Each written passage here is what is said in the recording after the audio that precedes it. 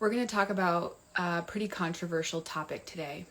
I'm going to talk about dissociative identity disorder, which is already in and of itself widely disputed within the psychological communities and healing communities, and transgender and gender fluidity. Also a very, very hot topic with a lot of polarization. So this book, Trauma and Dissociation, Informed Internal Family Systems, is really amazing, especially for clinicians, but also for people who struggle with dissociative disorders. Now, I want to talk about this, even though it's incredibly controversial, because I have a lot of opinions about the trauma healing world.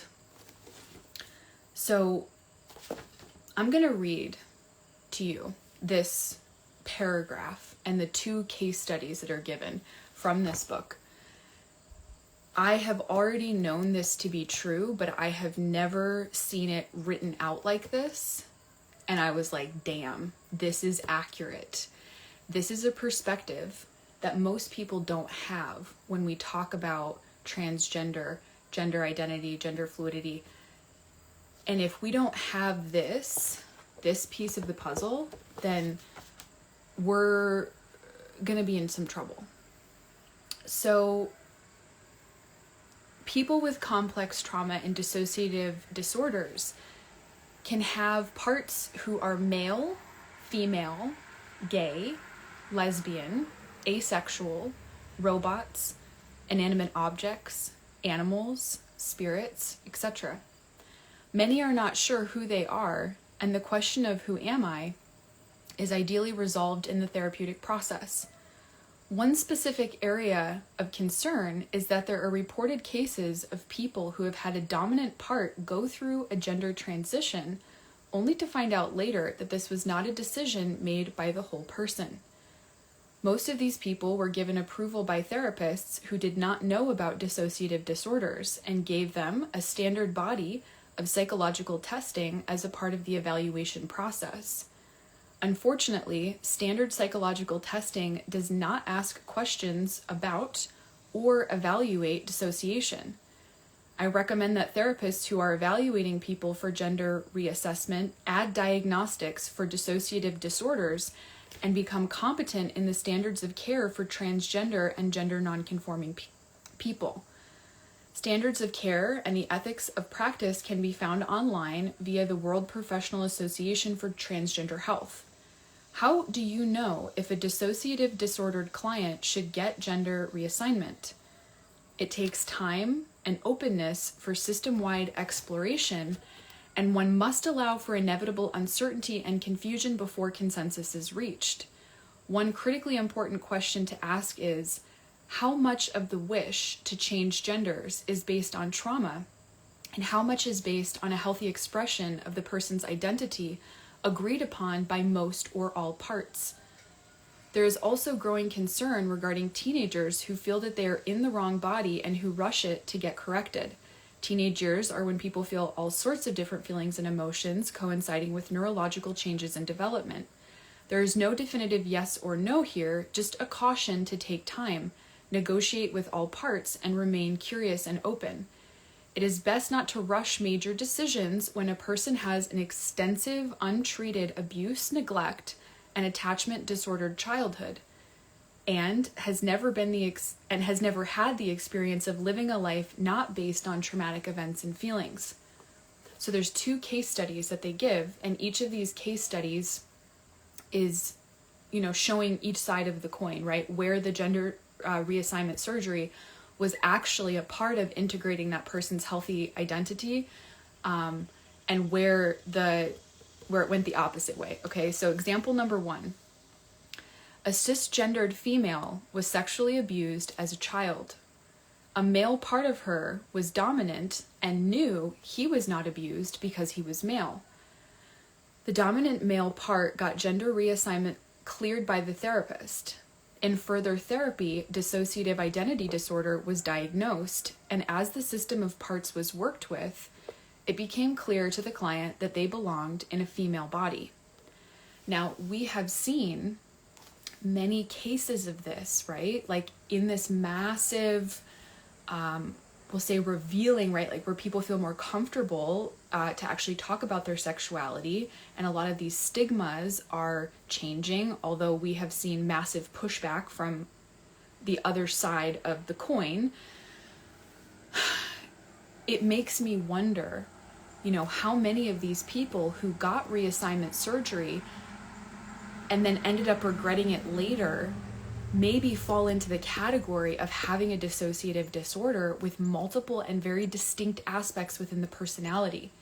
Now, it's important to understand that D.I.D, which was previously known as multiple personality disorder, is, dissociative disorders exist on a spectrum. So that's the most extreme form. But we also have most people, like the majority of people walking around, fragmented, very, very fragmented, and very unaware of the fact that that's even what's happening within them. So I almost don't think, it's like obviously if a person falls under this level of the extreme, we really, really want to make sure that if they are going in for gender reassignment surgery, that we're actually checking, do they have a dissociative disorder? How extreme is that disorder? And then if that's the case, we need to go in and actually start to talk with and start to unpack and reconnect with the different aspects of the system.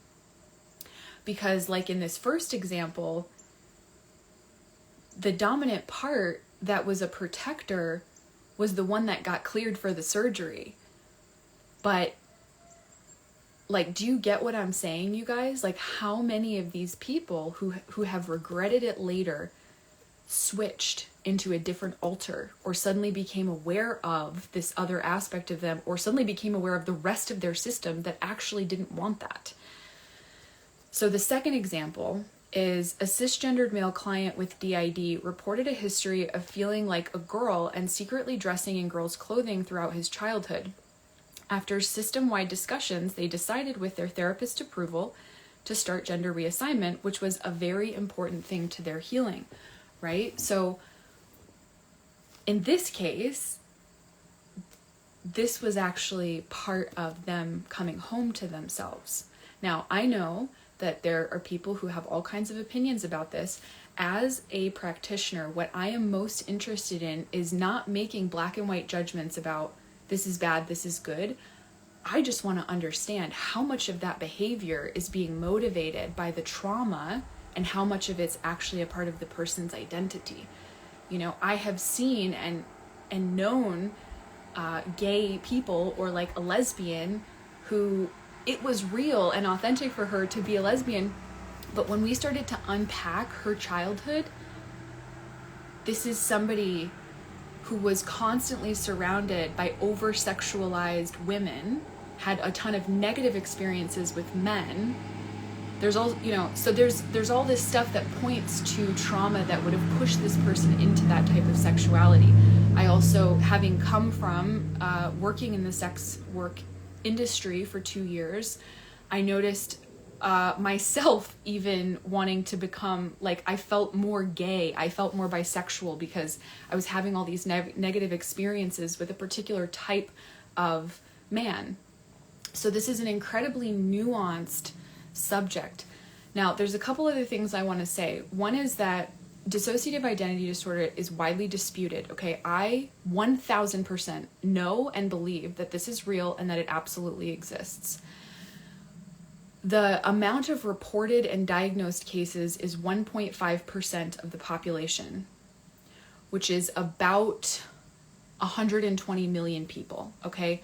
Bipolar has about a diagnosed and reported rate of 4.4% of the population, which is, oh God, don't make me do math, you guys. It's like 300 and something million people. And that's only the diagnosed and reported. So 1.5% of the population, which, by the way, I think it's much higher than that. But that's a lot of fucking people. And how many of those people fall into this category of having gender issues. And if it's not well known, and the diagnostics that actually do that, like part of the psychological testing to even allow somebody to do that, if they don't even test for dissociative disorders, that's a problem. That's a big fucking problem. So that's the first thing. The second thing that I want to say is, I notice that within a lot of the mainstream trauma recovery worlds, okay? For example, I'm just going to speak about this because this is really how I feel. Now, I am a somatic experiencing practitioner. I think that education was absolutely invaluable to me, like amazing. And what I noticed is that after COVID, they bought the agenda, hook, line, and sinker. They bought the liberalist agenda, hook, line, and sinker, with almost no nuance. Now, I'm not saying that other teachers, I don't know what other teachers were doing, but within the classes and within the trainings that I was in after COVID happened, I had to literally like say to certain people, I was like, hey, I have a problem with the fact that this is a trauma healing training. And I had two issues. One is going to be connected to this. The first issue was, okay, so we have mass mind control and hypnosis taking place, literally traumatizing our entire global population. And you're going to sit here and stand behind that traumatizing thing and tell me that that's the agenda that I need to buy into? Like, you know, everyone wearing their masks and just how it was handled. And I also did not appreciate how a lot of issues like transgender, LGBTQ, gender fluidity, like I didn't appreciate how a lot of that was handled because it felt like there was no room for dialogue. This is just how it is. We have to be politically correct. But in doing so, in being politically correct, what you fail to do is actually look at the trauma that could be underpinning some of these things. So this is the issue. When we have institutions that are supposed to be creating frameworks for healing trauma, but they are wanting to be so politically correct so as not to step on anyone's toes, in that process, what you miss is the actual trauma that could be underpinning some of these things. Not across the board, not in every situation, but in some situations. And I think that really, really needs to be a part of the discussion.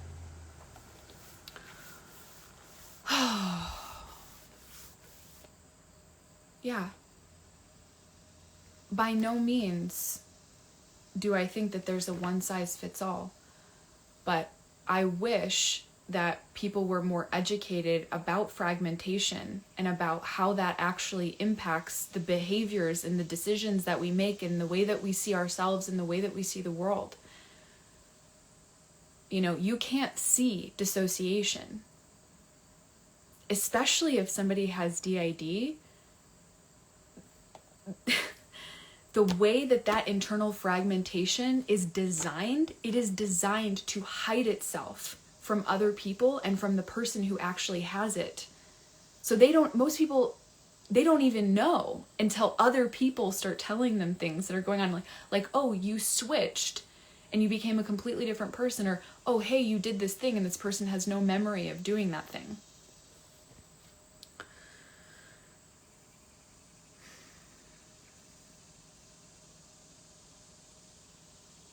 So it does a really good job of hiding itself, and you can't see dissociation, you know, just like you can't see chronic pain, just like you can't see a lot of the symptoms, right? Somebody may present one way. We have to know that these things exist and how to dig a little bit deeper beneath what's being masked on the outside. I mean, I've sat in front of people. I just sat in front of somebody yesterday, a new client of mine, and I'm like, you present incredibly coherent. and regulated? What's actually going on for you underneath the surface? Because I don't want to assume that that's actually real for you. A lot of people get very good at masking to the point where they may even, even masking from themselves. It's that deeply burrowed within the subconscious. So this is an incredible book.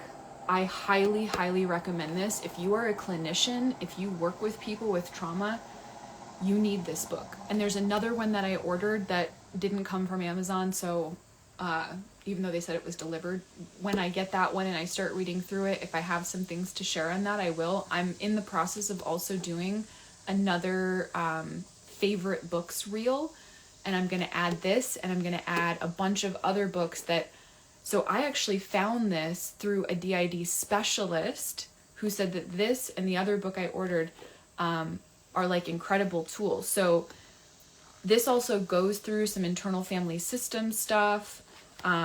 It's literally, I have a voice dialogue background. I have a parts work background. So a lot of this stuff already makes sense to me, but it makes me want to really learn internal family systems. So, the title is backwards. So Trauma and Dissociation, Informed Internal Family Systems.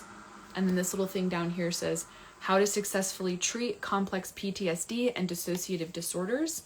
Now, what I love about this, so when I get a book like this, right, usually in the acknowledgments, the author will go through and they will acknowledge all of their mentors. So you get to see like how they got to write this book. And then I like to go through and research those people. So like she names quite a few people that I've never even heard of before, as well as, so this is interesting. So Dan Brown, so how I was saying, there's a lot of controversy around D.I.D. Well, there's also a lot of controversy, and there has been for many years, around false memory syndrome, right? This idea of implanted memories. So Dan Brown, who is a PhD, there's a whole chapter, by the way, on hypnotic wording and using hypnotic language to actually appeal to the dissociative state and be able to heal through that. It's very interesting. But he basically, so Dan Brown took on the False Memory Syndrome Foundation and testified both for therapists who were being attacked and against therapists whose work was substandard. So, Dan Brown really took a very nuanced approach and was able to say, like, okay, there are therapists who are being attacked and being said that they're planting memories in people, and that's not actually what's happening. And then, yes, there are therapists who are actually doing that, and their work is substandard, and they do need to be held accountable, right? So, very, very interesting. I think that's really all I had to say. I just wanted to throw my hat in the ring on this. Let me see if there's any comments here. It says, that's because the systems don't want to admit that any of this is rooted in trauma. That's why they want to remain politically correct and not actually address the issue.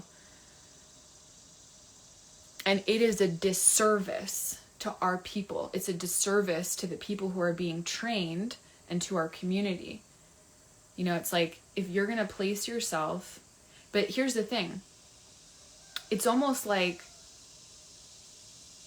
this whole agenda that's been playing out, if you don't get on board with it, they're also going to lose probably a shit ton of funding. And I don't know, maybe the people who are really running that, like, believe what they're saying and what they're talking about, but it doesn't make any sense to me. How can you literally be actively forcing people to dehumanize themselves, to disconnect, to like, I get the mind frame that they're in, because they're not seeing it that way, right? They're in the illusion, which is saying that this is necessary, and they're not understanding that this is a massive mind control ritual. But it was very disturbing to me to be actively participating in being dehumanized while also doing a trauma healing training. Like, I was just like, is anybody else Is anybody else seeing this right now? Am I the only one that's like, what the fuck is going on here? And I wasn't the only one, but I know that there were not very many of us, because a lot of the people who get into those trainings, you know, they're psychologists, they're therapists, they're coming from the mainstream world. And I've had a lot of people ask me, like, how did you get into that training? Because apparently they only let psychologists in. And I don't know. I got in through I had the soul retrieval training. God said, you're getting into that training. It's meant to happen. But I definitely remember a couple of interesting moments where, you know, one woman was like, so you're not you're not a psychotherapist? You don't have a PhD or an MD?